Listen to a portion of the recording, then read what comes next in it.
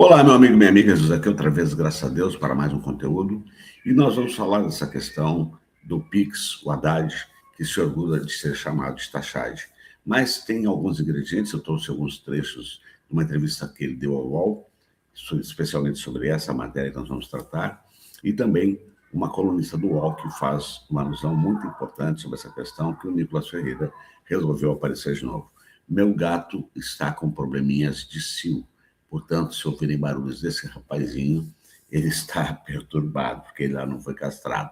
Mas isto é outra história e, neste momento, a atenção é para você que é inscrito no canal, que chegou agora há pouco, que se inscreveu, e para você que está chegando pela primeira vez, que ainda não está inscrito, eu sugiro que faça isto agora. Já se inscreva, ative o sininho das notificações, todas elas, para não deixar dúvidas, e eu vou repetir. Tenho deixado o link do grupo Vozes Libertadoras, onde só o administrador pode enviar as mensagens, então faça parte para você não perder um conteúdo. E também, evidentemente, já dá o seu certinho, comenta e compartilha esse conteúdo e fica até o final. E aquele velho detalhe, não está podendo assistir? Bota para escutar. Bota ali o vídeo, dá o volume, vai fazer o que você tem que fazer, fica escutando, já dá o like, depois, antes de sair do vídeo, deixa um comentário, você vai estar ajudando o canal a crescer e ser monetizado, tá certo? E, gente, o negócio é o seguinte, outro dia, uma pessoa foi adquirir o meu livro e ela ia me pagar com Pix. Então, ela veio com o seguinte discurso, eu vou pagar com Pix, por enquanto ainda não foi taxado, e aí eu tive que dizer para ela que isso não era verdade, blá, blá, blá, blá, blá. E é o que se tem dito, com toda clareza, com toda certeza, que quando para mentir é fácil, você lança a mentira e depois será o Deus nos acuda. Até você pegar o cretino, fazer ele provar que ele estava dizendo que era mentira, é você que tem que ficar dando explicação de que não é aquilo que foi dito. E para piorar a situação, grave isto, muita situação já aconteceu de forma trágica, por conta da mentira, da intriga, separações, crimes passionais, homicídios, dentre outras tantas coisas más, por causa da coisa da mentira que é do diabo. E esses evangélicos dão audiência para um Nicolas Ferreira, que se faz passar por cristão, sócios Cavalcante e toda essa canalice que está por aí. Então, minha gente, vamos ter que realmente nos esforçar nesse ano de eleição. Ontem eu estava assistindo ao Lula entregando casas no Rio Grande do Sul, o ingrato Rio Grande do Sul, dando uma área de concessão para uma empresa que fazia a exploração lá de alguma questão lá que eu não estou lembrando agora, fez 3 eventos só em Rio Grande e ainda assinatura do contrato para reativar a nossa indústria naval, que eu vou trazer esse conteúdo para nós. E numa das falas ele chamou o povo, ele chamou os presentes para se engajar sobre essa questão das fake news, que está insuportável. Então, minha gente, nós precisamos realmente nos engajar, por isso esses conteúdos, por isso é importante a sua audiência, por isso é importante a sua participação, por isso é importante que você fique até o final, por isso é importante que você dê certinho, por isso é importante que você comente e por isso é importante que você compartilhe. Falei demais? Bom, mas eu falei. Mas antes de seguir, lembrando novamente, gente, esse livro é fantástico. Dito por teólogos, dito por pessoas que já adquiriram. Atrás, na contracapa do livro, tem 4 depoimentos de pessoas que leram o conteúdo antes de ser publicado. E são conteúdos verdadeiros, sinceros, sem nenhuma indução. Elas leram o livro antes da impressão, porque eu queria essa opinião. Então, eu sugiro que você passe na Hotmart e faça a sua aquisição, tá certo? E também, evidentemente, se você tiver condições, quiser, puder, dê uma ajudinha para o canal através dessa chave Pix. Sem mais delongas, vamos então agora para o nosso primeiro conteúdo, que vem de uma colunista do UOL, falando justamente sobre o Pix, que, aliás, é lei. O Pix não pode ser taxado, mas, lamentavelmente, quem? O Chupetinha continua aprontando. Vamos lá ver. Vamos ver se pode ir para o Nicolas Ferreira viralizou de novo com a história do Pix. Mas será que ele tá certo? Eu gravei um vídeo dizendo que o governo Lula iria monitorar as suas transações no Pix. A Receita Federal publicou uma nova norma. As instituições de pagamento e os arranjos de pagamento, ou seja, Pix, fintechs, carteiras digitais, passam a obedecer às mesmas regras dos bancos tradicionais, inclusive no envio da chamada e-financeira. Repara na data, 28 de agosto de 2025. Sabe o que também aconteceu nesse dia? A Operação Carbono Oculto. É aquela operação que investiga o uso de fintechs e fundos de investimento para lavar dinheiro do PCC. E um dos principais motivos para isso ter acontecido é que as fintechs e os fundos não enviavam dados dos seus clientes para a Receita, ao contrário dos bancos que já faziam isso havia muitos anos. Então, se uma pessoa movimentava R$10.000 por mês no banco, a Receita sabia. Mas se um criminoso movimentava R$100 milhões em uma fintech, a Receita não sabia. Dá uma olhada nesse diálogo encontrado pela Carbono Oculto. Dois suspeitos discutem sobre um pagamento. O primeiro manda os dados de um banco tradicional. O segundo responde: "Cê é louco?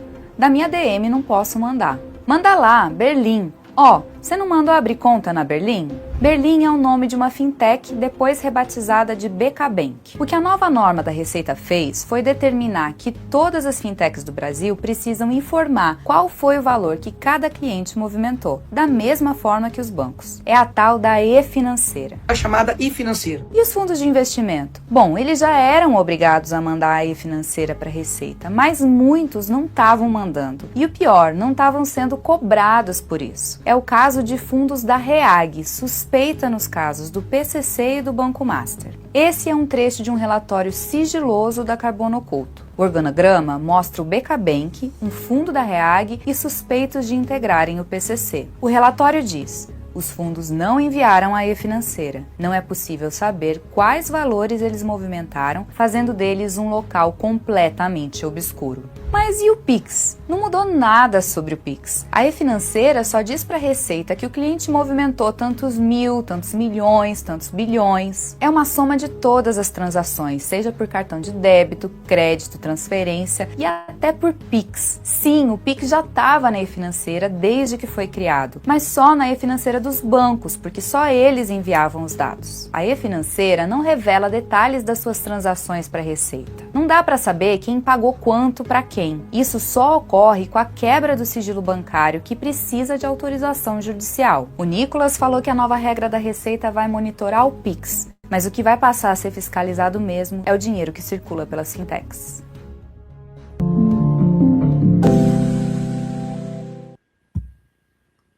E aí?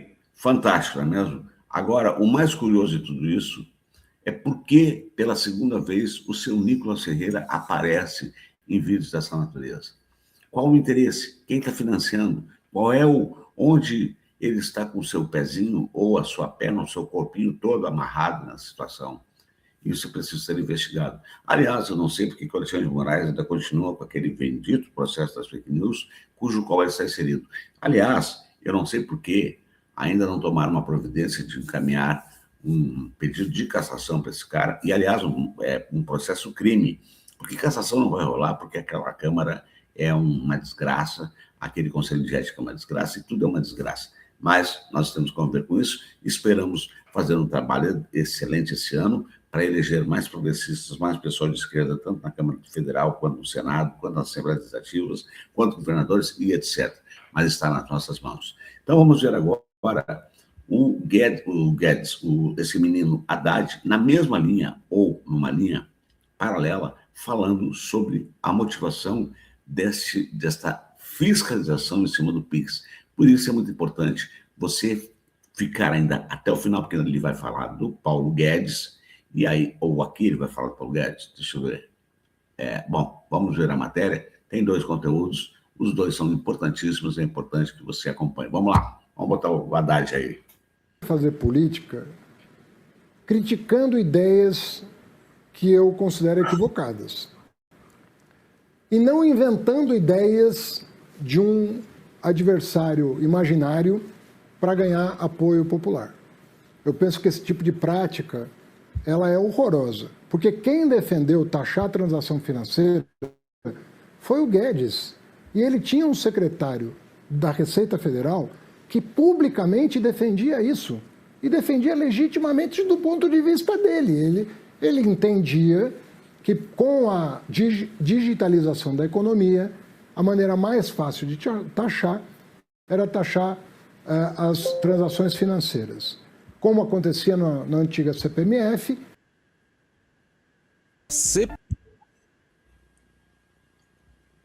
Gente, desculpe, deu um probleminha aqui que eu queria já trazer. Vou botar de volta o Haddad aqui no palco. Nome a basicamente fazer a mesma coisa.